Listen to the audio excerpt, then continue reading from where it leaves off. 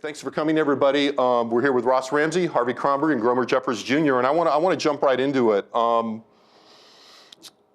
I titled this sort of a bang or a whimper after this election, and I think a lot of things, I've talked to probably all of you at one point or another, and we've said, if you had asked how this race was going to look a year and a half ago, it looked very different, I think, than the terrain then.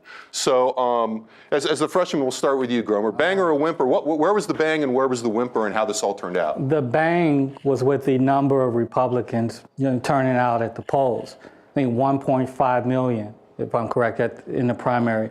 That's extraordinary. Of course, the whimper was Kay Bailey Hutchison's performance, which is really strange because a year ago, if you would have told Harvey that Kay Bailey, that you would have 1 million, not 1.5 million, but 1 million voters, you would say, right, that Kay Bailey, exactly, that Kay Bailey Hutchison would win going away. But she lost with not only 1.5 million voters there, but splitting, having the conservative vote, the right vote split by Medina, Deborah Medina, and Rick Perry, and she still couldn't even force it into a runoff. That's very extraordinary to me. Now, I realize that asking Gromer that first was sort of like asking Medina the tax question, but still. Harvey? Well, we got to see political malpractice at its best. I've never seen a political campaign, statewide political campaign, with millions of dollars at stake, with the first TV spot as an apology. An apology for deciding, for being ambivalent about whether she was going to resign or not. She had a 45-point swing from December of 2009 to November of 2010. She was plagued by a sense of entitlement. By the time she got engaged in Texas, all the Texas consulting talent was gone, so she was left, she became a parody of Washington politics, parachuting into Texas. They were clueless about the nuances of Republican Party politics.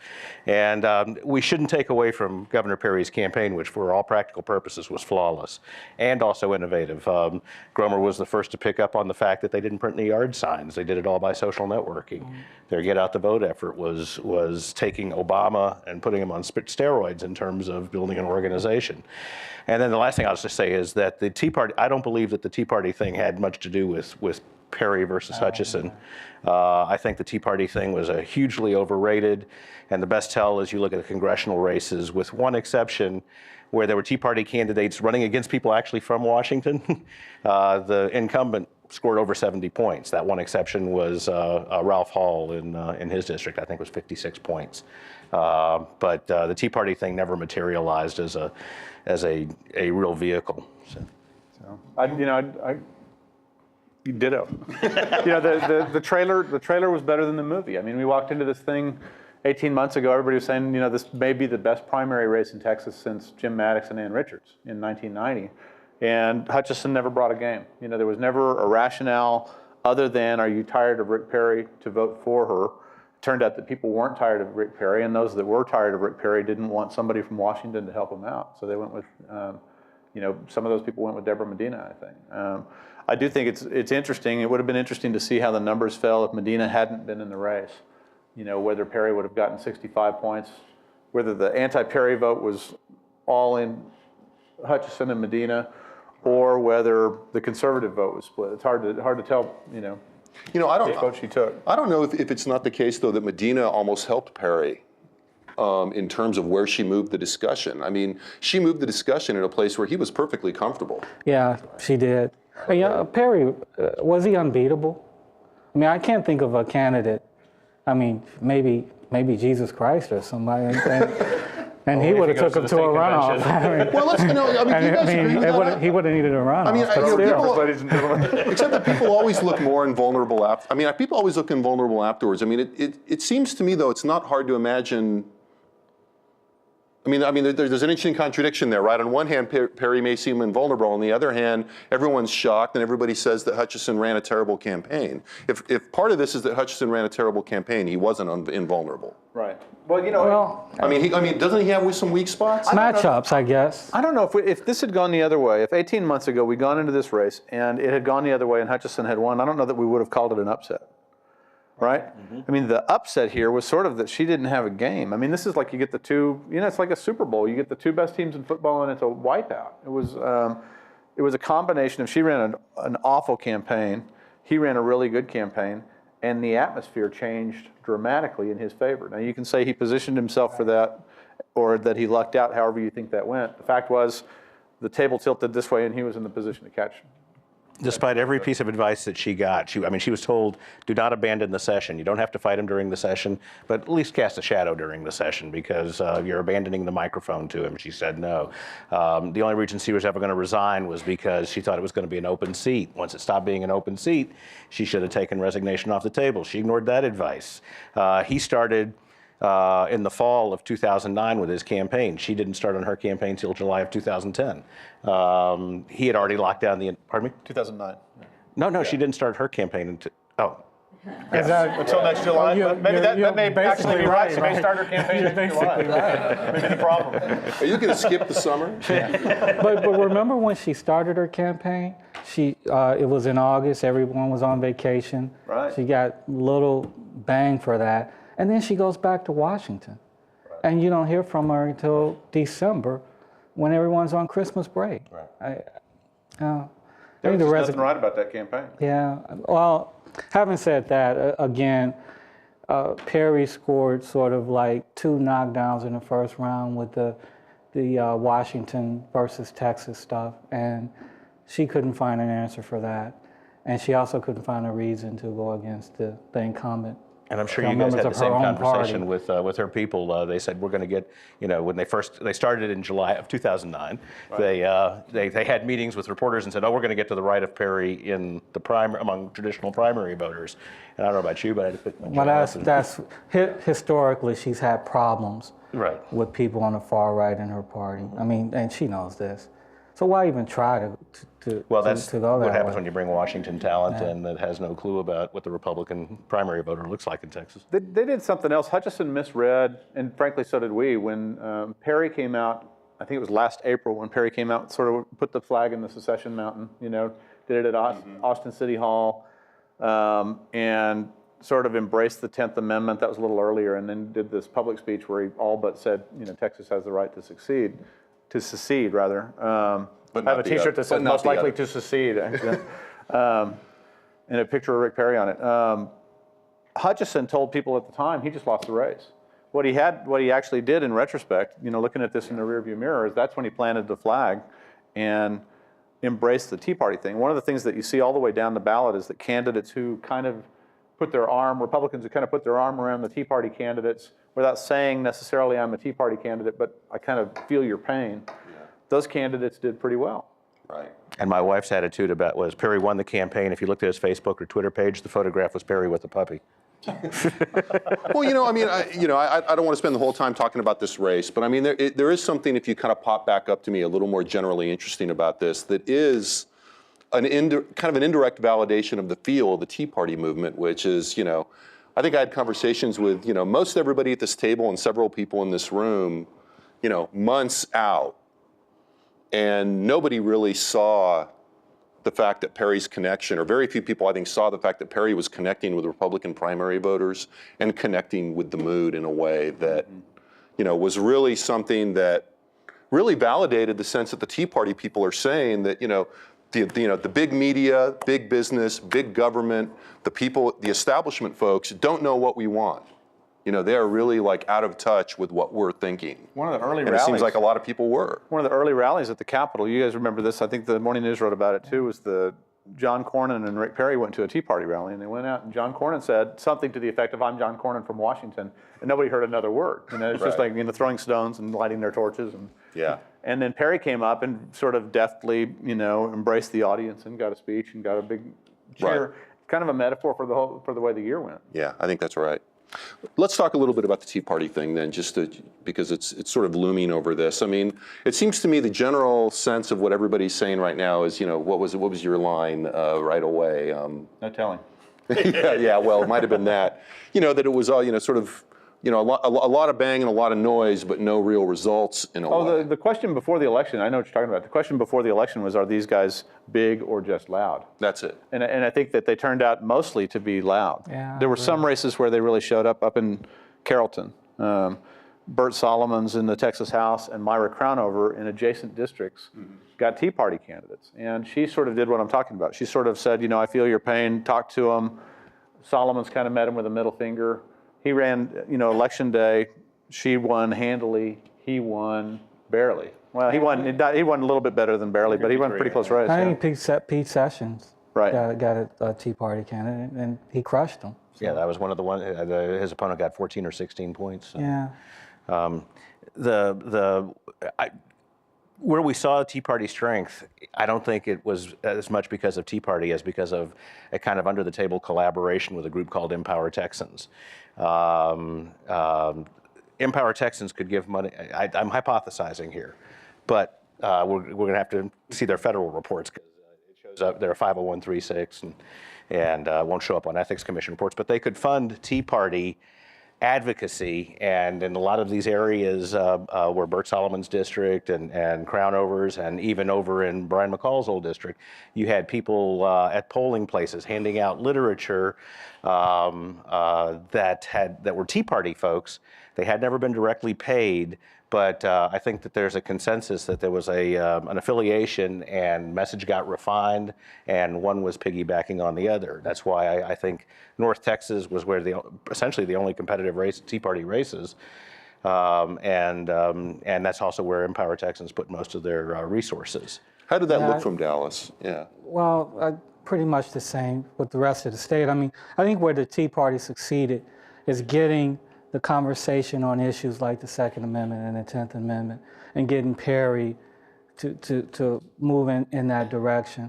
So I think the candidates are secondary. I think most Republicans pretty much feel like if we could get our elected officials to start thinking in those ways, then we've won. So yeah, I think ballot box success isn't necessarily the barometer here. Well, and in fact, a lot of the Republicans who won walked away with a bunch of Tea Party ideas in their pocket. Right. I think there's something to that.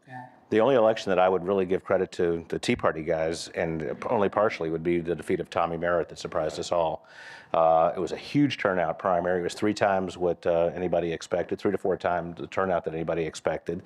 The candidate started late. There was only $50,000 that the candidate had. Mark Simpson, our new state rep from District 7, I think.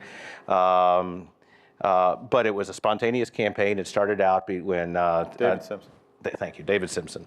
When Tommy Merritt misbehaved and gave a rude answer at a town hall meeting that was full of Tea Party folks, and they just kind of glommed on, and it was a 60-day campaign. There was no outside money, at least none that's been reported yet. There were no outside bigwig consultants. There was no outside messaging.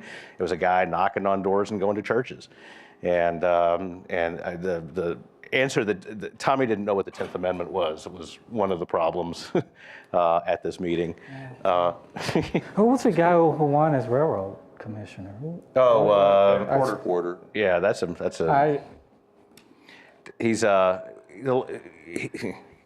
an interesting line here. David Porter's consultant is a guy named Jeff Norwood. Jeff Norwood was last seen on the scene in a big way running Jim Leininger's money in the 2006 election when they were trying to take out 5 Republican incumbents who were anti-voucher. Norwood went to Leininger, got him to put the money in, went and recruited the candidates, and I think won 3, lost 2. This guy, David Porter, was a last-minute filer. He has roots back in Midland, which is where Jeff Norwood is from. Turns out to be Jeff Norwood's CPA. Oh, is it? Right. Okay, there you go. And the calculation had to be that Carrillo, without cover from somebody at the top of the ticket. Traditionally, Hispanics on a Republican primary ticket have protection from the governor. You know, there's the circle the wagons around them, and none of that was happening this time around. And when you expand the field, when you have all those extra voters and they never heard of him, basically, he's at risk. Houston had a huge turnout, and they took out the new tax collector assessor. Leo Vasquez. Leo Vasquez. Yeah. In case somebody's counting minutes, like at the Obama summit, what about on the Democratic side? There's another party in Texas. There's another party in Texas. Right, Democrats. right. Well, you know, Bill White, I mean, he did what he had to do. I mean, he had Farouk Shami, of course. I mean, we'll always have Shami. You know, how many candidates put out a rap in the last week? You know, it's fantastic. And I understand, but didn't see that at the KERA debate on their stage instructions when they had to refer to both of them. You know how the acronym President of the United States is POTUS. They just refer to it as whammy. Yeah, that's really not nice. Yeah, well. Well, let's fold that into the. Well, you want to say something about that? Well, before we go leave that, there was something serious that happened in that. Now, Shami did put out some very good political commercials, and he forced Bill White to go on the air earlier than he would have otherwise had to go on the air. He had to introduce himself to the electorate, spend some money on television. I don't think that Bill White is fully prepared for what a Rick Perry campaign looks like, and it's certainly been evident. It seems to have been evident the last 48 hours with the kind of assaults that have been coming at him. Bill White, his last serious campaign was against Orlando Sanchez and Sylvester Turner in Houston eight or 9 years ago, and Turner was being attacked by KTRK TV's Wayne Dolcevino in the middle of some scandal, and so I think they might have had a little elevated view of their political skills, but they're about to. Did you see Mark Minor, the governor's campaign spokesman, hit Bill White on taxes, not releasing tax returns? Isn't that the same thing? That's how he opened up the assault against K. Bailey Hutchison last summer. Flying the plane around, come clean with voters, K, release your taxes. Right. I mean, they're going back to the playbook. You start with head games and see if you can get in the other guy's head. And, in K's case, that worked. Yeah, the trick will be what is the response, right? I mean, I think they can't be surprised by the fact that this is already happening. I mean, it wasn't. Right.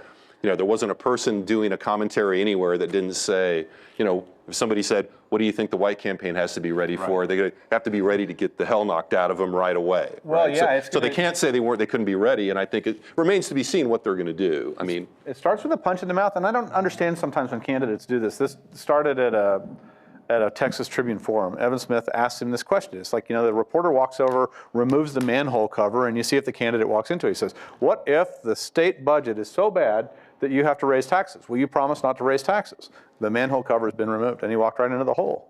And he said, well, I'm not going to make any promises right now. You can rewind, I'll show how old I am. You can rewind 20 years. Clady Williams did this in the Republican primary in 1990 and said, well, I gave a perfectly good businessman's answer to this thing. Well, I don't want to rule anything out until I'm in there, and I don't want to rule out anything. Well, what about an income tax? I don't want to rule anything out. Kent Hance pounced on him, and 36 hours later, he was as against an income tax as Kent Hance was. So part of it's going to be the response. The rumor floating around today was that there's going to be a new Bill White tax plan within the next 48 hours. Well, by way of transition then to thinking about November, I mean, where does this primary campaign season leave the two parties in terms of kind of how they're set to go into that campaign? Because it seems to me, we know that the Republicans go in, at least in the numbers, with a 7 to 9 point advantage, depending on who you talk to. Basleys used to say 8, then he was down to 6, he's back up to 7, which means he probably thinks 8 or 9 would be my sense. But he's just pilfering off of Rasmussen. Right, but it was very interesting. John Cornyn earlier this week saying that there's a marginal, how did he describe it? Texas is marginally Republican. Marginally Republican. Come on, is that plan possible? What? Yeah, he's talking, right. That's exactly right. They come out of the primary 1.5 million voters. I think the structural advantage is still there, and they have the mood, the issues on their side, the anti-Washington, anti-democratic stuff that's going on all around the country. The question is, how does White avoid that? Yeah, if they hold this political environment, it's a really lousy year for Democrats, other than White. I mean, all of these guys. But, I think that you have to, if you're Bill White, you have to run a really, really great campaign. You have to have an environmental change, and Perry's got to screw up. Perry's got to make a mistake, I think, to get this natural advantage. And, Perry hadn't screwed up yet. What are the environmental changes, you think? Well, I mean, you have to get into an environment where people aren't sort of reflexively hating on Democrats and Washington and anything associated with your candidate. So healthcare, something has to happen with that either. Right. It actually just has to be taken off Yeah. the table so you can go back and say pre-existing conditions is not an issue. But let me just be devil's advocate for a moment. The TARP money is going to be mostly repaid by this summer. General Motors is going to float $50 billion worth of stock and pay the government back. So it won't be government motors anymore. Unemployment, though coming down slowly nationally, is going to continue coming down. Unemployment in Texas is likely to go up the next 2 quarters. The anger, what they're left with is anger over the national debt, which I guess is a resonant issue. But at the end of the day, Rick Perry is talking about a big, a movement, an anti-Washington movement, while Bill White, at the moment anyway, is talking about workforce development and education, big ball versus small ball. And political campaigns are always big metaphorical narratives, and White can't be stuck on the particulars. No, he has to, in my opinion, he has to talk about issues that matter to everyday Texans and pocketbook issues, insurance rates, taxes. Utility rates. Utility rate. What about your property taxes? Have they gone up? I mean, have you seen the Rick Perry tax cut? Hutchinson tried it. Mm-hmm. It didn't work. But he has to talk about those things. And I think he also has to, you can't win by being an urban candidate. So he has to try to find a way to put together back that coalition Democrats had in the past. The cities with the small towns, not necessarily the rural areas, but small town Texas, East Texas. Exactly. He has to try to put together that coalition in order to win. I mean, it feels if to he me. can do that. I mean, it feels to me like, Harvey's the line about the lines crossing economically is really what, in conjunction with, if you think about how we've explained the Perry-Hutchison campaign, you need the same things. I mean, you need to be able to target voters in a way that speaks to them. You need the structural environment. You need a break in the structural environment if you're a Democrat. I mean, There's no way you do this, I don't think, without a break in the structural environment. But the trends are that they may get that break. Well, one of the things that works against But you have to have it all. One of the things that works against Perry here is that Texas lags the rest of the country. So the rest of the country goes into a recession or a depression, whatever you want to call this thing, and Texas actually looks good for a while because we lag a little bit. Well, we also lag on the way out. Yeah. So the national economy turns up and Texas will be lagging. There may be a point in this thing where you say, why are we behind? That's a good now, point. I think these two guys are wound together pretty tightly on the economic issues, and I'm not sure that's where we fight. Because as Texas goes, is as Houston goes. I mean, they're sort of partners in this thing. The Houston economy has, in fact, to some extent, and White's already making this argument, driven Texas's economic excellence. It's part of the reason that Perry had this economic engine going that he fought Hutchison with. If they go down, they're going down together. I don't know that that's a difference between these two candidates in the same way that it was a difference between Perry and Hutchison. This election is different from any one that we've seen in the last 20 years. White goes into it with something that we haven't seen since, frankly, Ann Richards. He's got a political base. He's got 37% of the vote that already knows him well, that at least at the moment thinks highly of him. That's a good starting point. The last Democratic primary before this, when we had, 3.5 million people, they're now on a list. Right. We haven't had that kind of list for Democrats in 20 years. This is the list of voters that showed up because of Obama. He's got a great voter file to work with. And Republicans have always had the infrastructure advantage for the last 15 years. I'm not saying that the Democrats can take advantage of the tools that they now have, but they've got tools that they haven't had before. The scary part, though, in that year you're talking about, Obama had volunteer bases in Dallas, Austin, San Antonio, Houston. McCain didn't spend one dime here, didn't even try, and won the state by 13 points. Now, Obama didn't campaign here that much either in the general election, but still, he had a greater presence than McCain, and I thought McCain it won. was 55-44. What was it? What? If White wins this race, we're all going to be writing upset stories.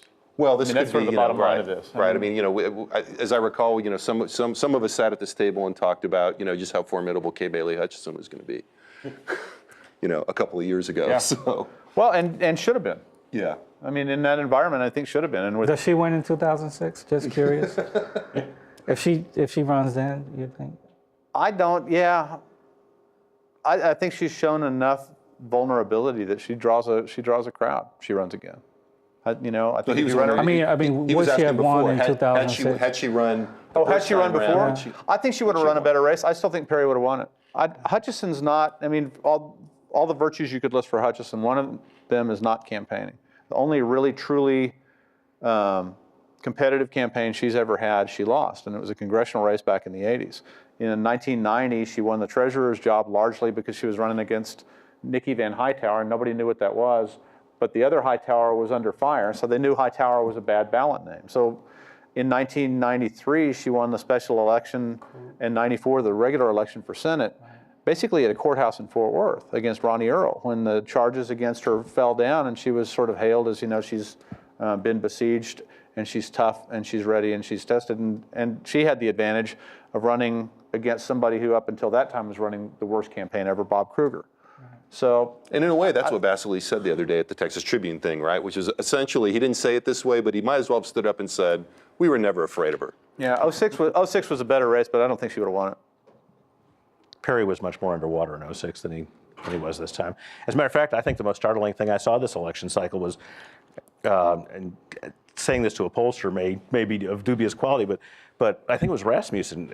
Hutchison's approval never really dropped. Perry's just surged at the end. I mean, does that jive with what you saw? That's about right. I mean she stayed in the 60% approval, but I just think that she was inflated from the beginning. I still don't believe those first couple of polls had very, very much validity that had her 25 up. I really don't believe she was ever 25 up. Mm-hmm. Right. So it was only a 20-point swing instead of a 40-point swing. Yeah. But that's a pretty big difference. I mean, well, 20 points is still a pretty big swing. She generically had about a 60% approval, and she held it to the end. The approval wasn't sufficient, and Perry went from, I guess, high 40% approval up into the high 60s, low 70% approval, at least on that last Rasmussen poll I saw. Yeah, well, and I think one of the things we're seeing is a little bit of disjuncture between approval assessments and people actually voting. Right. Yeah, it doesn't seem to matter. Yeah, they're not the same thing. Right? In one of his secret polls, Epstein, a pollster out of Fort Worth. Could you do that again?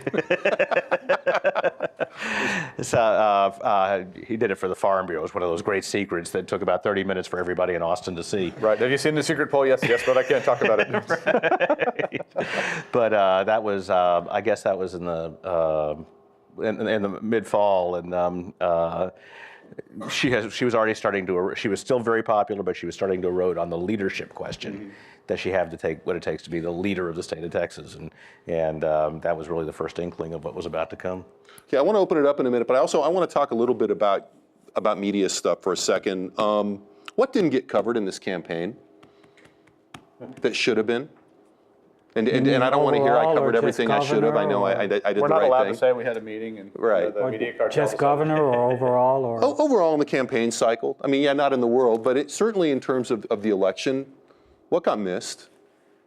Well, there were some late breakers. I mean, we were all late to the Railroad Commission race. I mean, if you want to talk about it in terms of this race and this race and this race, we didn't see Dora Olivo getting beat in Rosenberg. We didn't see Tommy Merritt getting beat.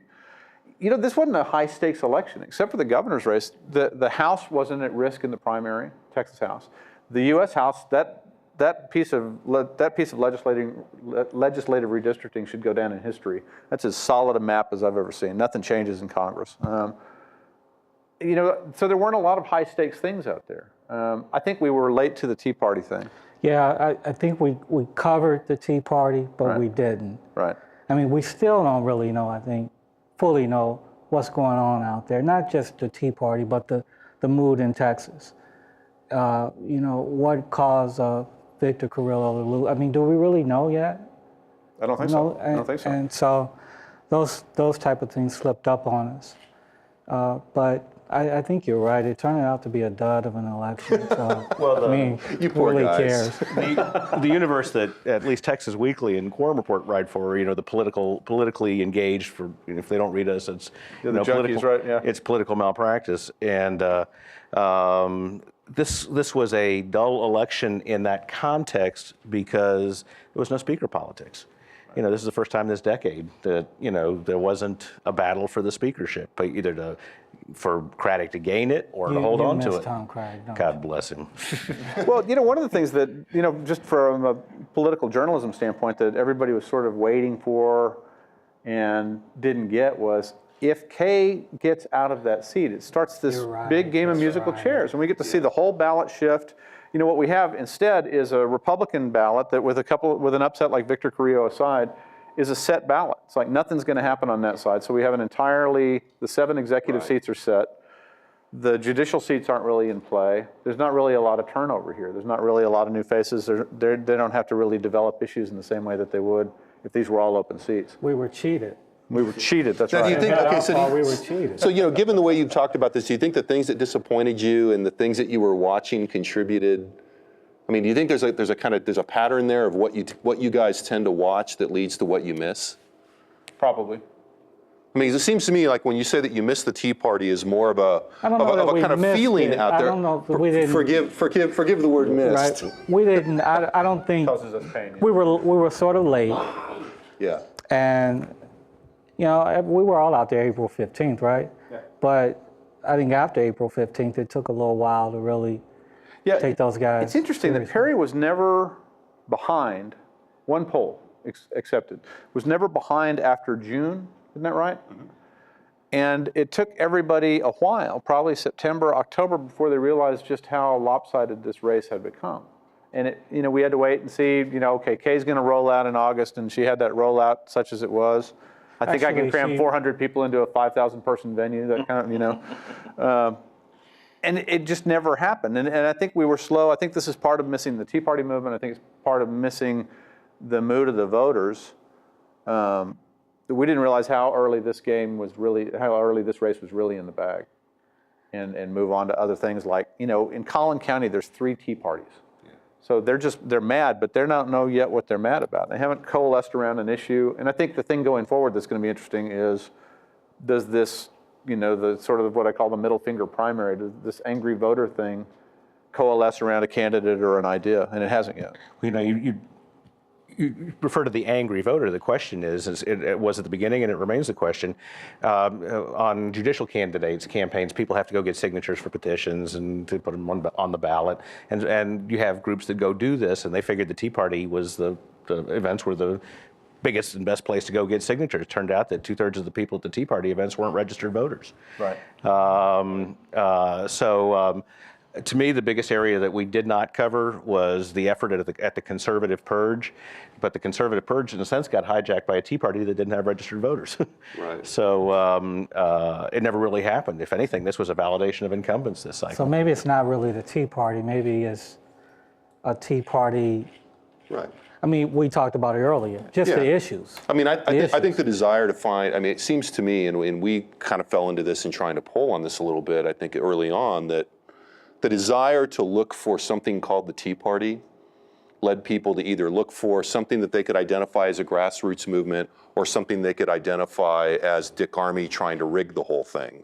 And it was somewhere in between there and something else besides, and everyone's still, and the people that really understood it, at least in an instrumental way, were actually the Perry people. Right. Because they were there, and they wrote it. And maybe some of it was a lucky break, but so what? It turned out that those folks were not as insurgent. I mean, I think they're falling within the rubric of, the tent that is the Republican Party. I mean, I think that's the story that's going to be really interesting is the Republican convention. The state convention this year, I think, In Dallas. is going to be really On your home turf. pretty interesting to see what happens. Just so you there know, as at the people last get state sucked in. convention, last Republican state convention on the press riser, you had people with hand-drawn signs walking in front saying "Waterboard the press." So Yeah. This time they may bring water. Don't worry. We'll protect you guys. We'll have security. Okay, I'm going to open up saying anything. What else? I want to ask one thing. Even though you've all expressed, or at least part of, profound disappointment in the legislative races, as we go into the general election, what to look for in the legislative races? There's about a dozen of them, and I think these are all going to be local issues. I think the change, Harvey got to this a minute ago. We're not changing the big pieces this time. We're not changing who the speaker is, probably. The House at the end of the session last year was only 2 votes difference between the Republicans and the Democrats. We had a party switch. We had a resignation that makes that a 4-seat difference. Joe Strauss probably, he could be an upset, but he's probably not in jeopardy. We don't have all of the seat movements. Kay's still there, so Dewhurst is still there, so Abbott's still there, and so on. I think there's about a dozen seats around the state where we're getting set. The one thing that is kind of at stake is we're setting the legislature that will draw political maps, redistricting for the next 10 years. And if the Republicans can get a wider margin than they have now, they'll have a better control over those maps. What do you say? I don't think it's you. Okay, good. I think that I'm tired now after a decade of thinking that Rick Perry has stepped into it irrevocably. I say this with a great deal of hesitation, but is he too far to the right? Has he? If we have a God, now this is There you go again. If we have a 4 million person election, then it probably. Area 5 million. I mean, once you wave the flag of secession, You're doing it again. I know. I've been in this movie, once you wave the flag of secession, states' rights is perceived by large audiences as code words. Governor Perry, to his credit, for all through the illegal immigration debate, has always referred to it as border security. In the primary, it became illegal immigration, support the wall, send the Rangers to the border. Has he given Democrats enough material to mobilize the center and the ever-widening group of self-identified independents, or are we just going to see a replay of Democrats playing small ball? I think you're right. I think that's the question. Has he gone too far to the right? Can Democrats mobilize the center? Or does he realize that this is Texas and that's the way to go? That's the way to win elections in this state. We will see. He's been really good at reading this thing. Yeah. It's already in the rearview mirror, but did soccer moms get upset because it turned down competing for $700 million in school funds, or are they upset or does it resonate that there were strings attached and we're Texas? And look out for North Texas. Several Democratic lawmakers, Carol Kent, Robert Miklos. You have a rematch in Arlington with Turner and Zettler, Chris Turner and Zettler. We'll see if Democrats, they should be able to hold those seats, but we'll see. If you have another big Republican turnout, you might have a little battle there. But they're going after Linda Harper Brown as well, as you mentioned in some of your material. The two the Republicans seem to be really targeting is they'll consider themselves having suffered malpractice if they don't win in Round Rock, where Deanna Maldonado took a seat last time, and if they don't win in Houston, where Christy Tebow won a seat last time. The Democrats are looking at a couple of people that they think they ought to knock off, think they should have knocked off last time. Linda Harper Brown, they came within less than 2 dozen votes. Right. So there's a couple of races like that, but it's all sort of incremental. The interesting thing about, the discussion you guys are having about the arc of and where the center is that, the center to me isn't really a natural place out there. I mean, you lead people to a constructed center if you have political skills and the resources to pour into it. And hearing you guys talk about immigration, for example, immigration seems like, the issue that people are always waiting for the Republicans to go too far on. In our polling, there is nothing as steady as immigration and border security being a constant core of most important issues at the state level when we ask people most important. And it breaks down, with independents and Republicans. I mean, that's not an issue that if you're pushing on it, unless you say something completely crazy, that I think pushes people to right. I mean, I think, the center moves. Right. And one of the things that I think people may be struggling with in terms of like, what is this Tea Party thing, is that the center may have moved. And the center may well have moved in the way that people are looking at Texas in definition to the federal government and what's going on in Washington. And it's not just anti-Washington, anti-this, anti-that. It's the way that you can play a sense of local identity off of national politics right now and pack a certain array of issues in it. And that seems to be what we're looking at. On the national polling, I don't know, you may have, on your polling, you may see something different, but national polling, about 30% self-identify as Democrat, 30% self-identify as Republican. And in 2006, 2008, that big middle veered to the left. It looks pretty clear that they're going to veer to the right this time, but then when you get to local races, constituent service, all these other things, who knows? A lobby friend of ours breaks it down this way. He says that except for Fort Worth, all the urban areas have now broken Democratic. The suburbs are still pretty solidly Republican, although they're fraying at the edges. West Texas is going to go Republican.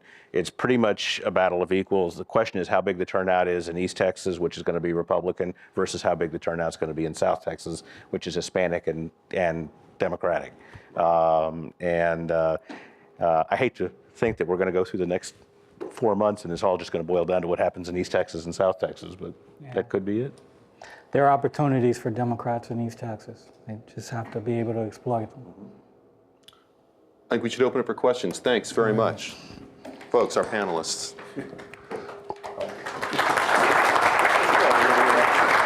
What? You guys are going to stop?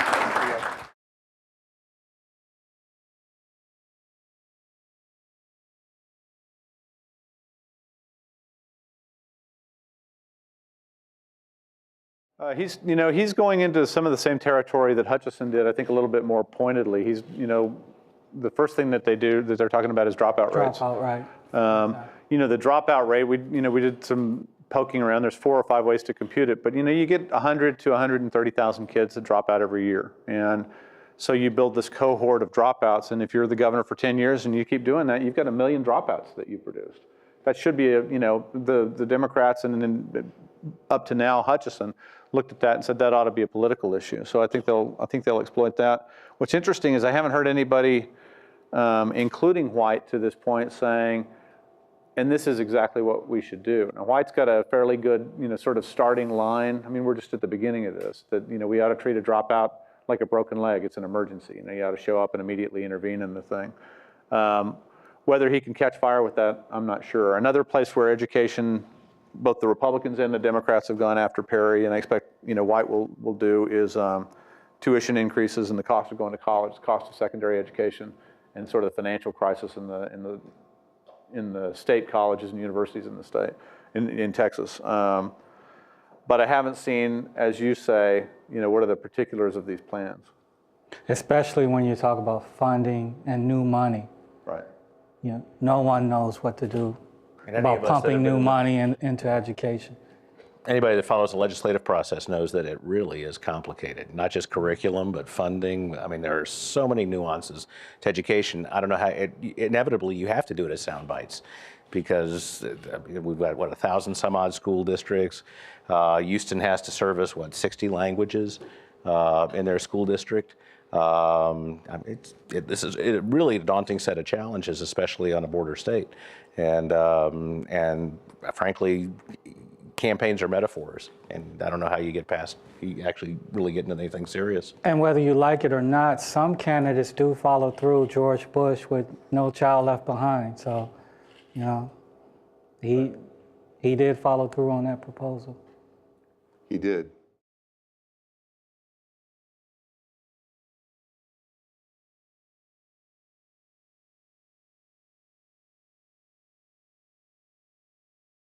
Well, I mean, there's essentially 2 great migrations into Texas. One is people coming from states with high unemployment or high tax structures, et cetera. To oversimplify, I think they tend to be moderate Republicans, even liberal Republicans, because they're fleeing a situation that are laid frequently at the feet of Democrats, fairly or unfairly. And then, of course, there's a migration from the South, which is going to help us in terms of congressional representation, because it's part of the census, whether they're legal or not. But I don't think they register. I think you have to be here 3 to 5 years before you register. So I think it's pretty de minimis in terms of an off-year election. Presidential election, people will register. I'm not sure people register for a gubernatorial election. Yeah, I think both candidates will focus on getting likely voters to the polls. White will try to get some of the voters who participated in 2008 on his side. I mean, he has a great voter file that the Democratic Party's put together, but it's tough identifying people who you're not sure voted or you have no contact with. So. I mean, the other issue here is like where you're seeing some of this political change in the exurbs and suburbs, and I think, it's really hard to figure that out because you can't find out exactly. You can't tie the people's movements to their voting records very easily. Right. But the suspicion that a lot of people has is that some of these these shifting areas that we're seeing, part of it is is in-migration from other places. Well, you'd think Maybe you'd not, see a I lot, don't know if it's because Minnesota. the in-migration right now is running at about 1,000 people a week. So Texas gets about 1,000 people a day. So Texas gets something on the order of 365,000 people in a year. And the natural increase, with the birth rate and all of that, the natural increase is actually about twice that. But it hadn't changed really the voting pattern, except as Jim says, the sort of the older suburbs closer to the main cities have trended Democratic. The exurbs, which are growing faster, have remained pretty red. And I think it comes down, if you sort of circle back, I think it comes back to turning out the voters that are already there in places like Cameron and Hidalgo County for the Democrats, places like Montgomery and Collin and Denton County for the Republicans. I think they're going to sort of deal with the base that they have and the voter files that they have, rather than count on. One of the sure signs of a dead campaign, or a campaign that's about to run into a wall, is when they base their chances of success on something that's never happened before. If only this will happen, then I'll win. That's a If dead we can get the new voters and young voters to the polls, right. we'll If win. only, yeah, okay. Okay, so it worked once. That's right. All right, Obama. See Tony Sanchez, right? In the Tony Sanchez-Rick Perry race back in 2002, the Perry staff would openly admit that they weren't even trying to identify their voters in the Republican suburbs, like Williamson County. They were just blast emailing, blast robocalling, because they figured they could get 70% of the registered vote out, and 70% of those would vote Republican, and they weren't even trying to micro-target or any of the rest of that.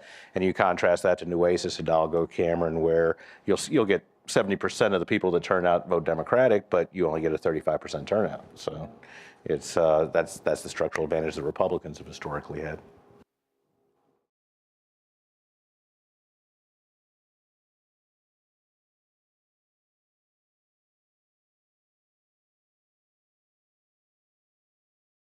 They were well on their way before immigration became a hot issue. I think when George Bush was governor, he was really making some inroads for the Republicans there. They were starting to win some local elections in places where Republican was always a dirty word. You can't wear a red jersey down here.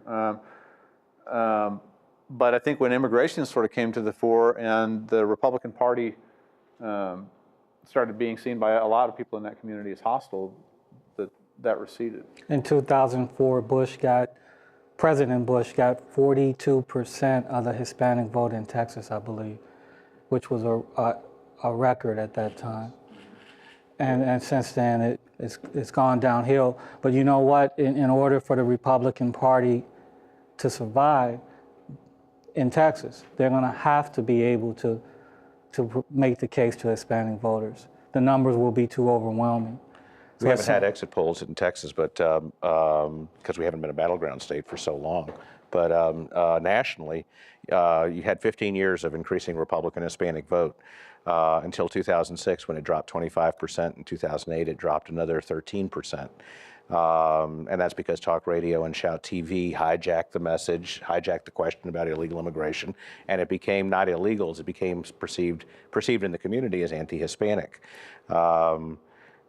Dick Armey, the ever-quotable Dick Armey, told Texas Monthly 6 or 7 years ago, now let me get this straight, the fastest growing demographic of voters in the country is Hispanic, and we're deliberately trying to piss them off. And one thing you want to look at is if you look at, once you break it down from political identification among the overall Hispanic population, then you kick a subset of that, and that's sort of overwhelmingly Democratic. But the closer you get to people that actually vote, the closer it gets. So that the last time you looked at that nationally, by the time you got to likely Hispanic voters, you're really only looking at low 30s versus high 30s. Right. And we saw right. something And interesting. so it's not, in the the 2008 Democratic primary, we saw some bifurcation between, it's not a homogeneous population, but it's also divided now by age. The older Hispanic population versus the under 40-year-old Hispanic population. If you're going to paint with a broad brush, the older population tends to be more conservative, and the younger population less so. Right. So one of the interesting trends over time on the voting population is that, which really vexes some of the people that study Latino politics, is that the farther in we go in time looking at the Latino population in the United States, the more they vote like everyone else. One last piece of the puzzle that I mentioned, and that is that in the battleground states, there was obviously we all know, Republicans count on Hispanic vote only increasing by 2% per election cycle. So when they do their redistricting, that's the calculation. When they control redistricting, that's the calculation they make. But in the battleground states around the country, where Obama put resources and they had a field operation, they saw a surge in Hispanic vote. The only place we really saw a surge in Hispanic vote in Texas was in El Paso, which was in the New Mexico media market. New Mexico was a battleground state. So it is possible to galvanize that population, but it's such an expensive universe to operate in with 20 some odd media markets that Texas will always be the last one on the Democratic checklist in terms of where to put resources. And we'll move on to the next question, but one other thing to like to notice about that, given talking about the 2008 election, is that I think another one of the things that going in the media got completely wrong, was the idea that, Latinos would not vote for a black candidate. That turned out to be just completely incorrect. We blame our pollsters. Yeah, you should. Whoever you had then.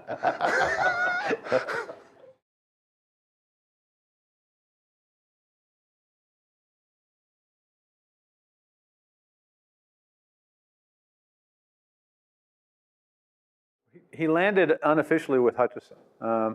The other half of your sort of your genesis story there is that he also got Kay Hutchison to run in 1990. He got them both in there. He helped with both their campaigns. He's been a consultant to both of them. There are ties both ways.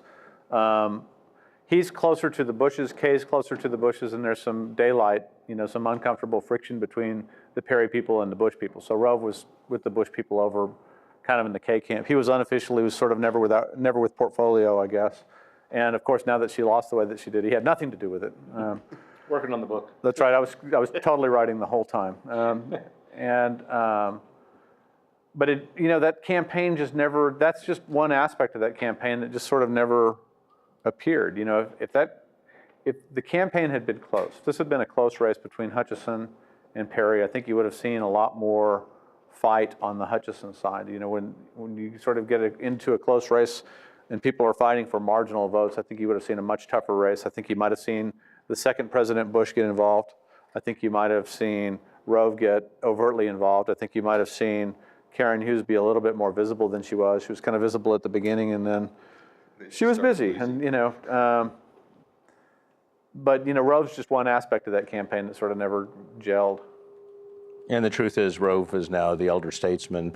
I doubt that we'll ever see him big fingerprints in races again.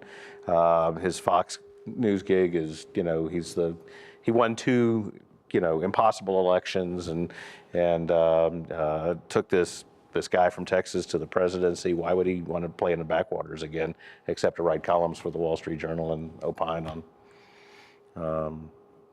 But I remember in the Clayton Williams campaign, Clayton Williams, all through until we get to about September, the middle of September, Clayton Williams is riding high. He's going to beat Ann Richards, and then their campaign starts to implode for a lot of good and silly reasons. And they bring Rove over, and for that last-minute triage to rescue the Clayton Williams campaign, and he just shook his head and said, "Nothing can be done here."